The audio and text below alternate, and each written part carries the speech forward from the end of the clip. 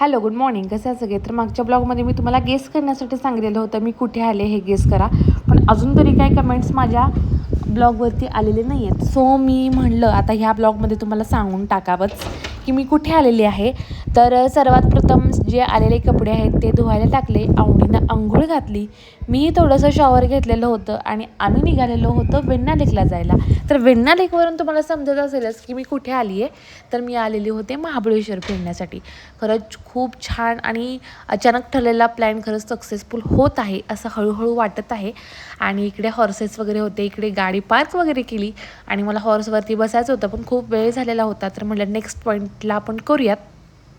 आणि ते मी केलं की नाही ह्यासाठी तुम्हाला लवकरात लवकर जाऊन मला फॉलो करायचं आणि माझे डेली ब्लॉग नक्की एन्जॉय करायचे आहेत. आणि इकडे बघू शकताय वेण्णा लेकमध्ये सगळे पर्यटक आहेत ते बोटिंग करण्यासाठी गेलेले होते. तेही आम्हाला नाही एन्जॉय करता आला आवडीमुळे. आणि सनसेट आम्ही एन्जॉय केला, खरंच खूप मन भरून एन्जॉय केलेला होता. आणि संध्याकाळच्या वेळेला आम्ही ह्या मार्केटमध्ये गेलेलो होतो महाबळेश्वरमध्ये, जिथे जिथे ती एक कुठलीही गोष्ट म्हणजे खूप महाग आहे पण तीच गोष्ट इथे खूप स्वस्त आहे.